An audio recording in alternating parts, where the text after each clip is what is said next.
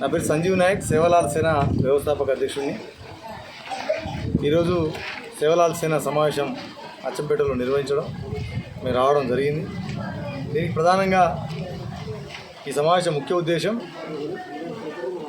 ఏదైతే మేము కొట్లాడి సాధించిన గిరిజనులకు 10% రిజర్వేషన్ ఉందో, జియో నెంబర్ 33కి సంబంధించిన రిజర్వేషన్ ఏదైతే ఉందో దాని మీద కొందరు కుట్ర చేసి 5 కేసులు కోర్టులలో వేసి మా రిజర్వేషన్లు మాకు దక్కకుండా చూడాలని ఒక కుట్ర చేస్తూ ఉన్నారు.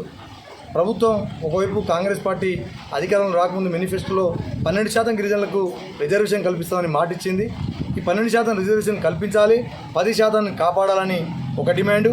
రెండోది, ఏజెన్సీ ప్రాంతంలో జియో నెంబర్ 3 స్థానంలో ఇంకో జియో తెచ్చి 100% ఉద్యోగాలు గిరిజనులకు ఇవ్వాలనేది రెండో డిమాండు.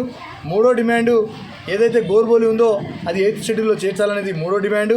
నాలుగో డిమాండు, ఉద్యోగాల్లో ఎస్సీ ఎస్టీలకు సంబంధించిన ప్రమోషన్లలో అడెక్వసీ అనే పదాన్ని కొండిని పెట్టి ప్రమోషన్లలో జనరల్ ఎలిజిబిలిటీ ఉన్నా వాళ్ళకు ప్రమోషన్ ఇవ్వకుండా కుట్రలు చేసి కోర్టు నుంచి స్టే ఆర్డర్లు తెచ్చి ప్రమోషన్ రాకుండా చేస్తున్నటువంటి కుట్రలకు వ్యతిరేకంగా వచ్చే నెల 9వ తారీఖు నాడు గిరిజన సింహగర్జనను ఏర్పాటు చేయాలనే భాగంగా ఈరోజు అందరినీ సన్నాహకంగా అందరినీ సదస్సు ఏర్పాటు చేసుకునే క్రమంలో అందరినీ పిలుపునిస్తూ ఉన్నాం.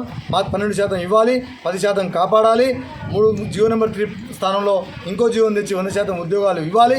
మా ప్రమోషన్లలో ఎలిజిబిలిటీ ఉన్నటువంటి వాళ్ళకు జనరల్ కూడా అవకాశం ఇవ్వాలని చెప్పేసి ఈ సందర్భంగా మేము డిమాండ్ చేస్తూ, ఈ డిమాండ్ సాధన కోసం వచ్చే నెల 9వ తారీఖు నాడు సింహగర్జన, 10వ తారీఖు నాడు రాష్ట్ర మహాసభ 2 రోజుల కార్యక్రమం ఉంటుంది. దీన్ని దిగ్విజయం చేయాల్సిందిగా ఈ సందర్భంగా విజ్ఞప్తి చేస్తూ ఉన్నాం.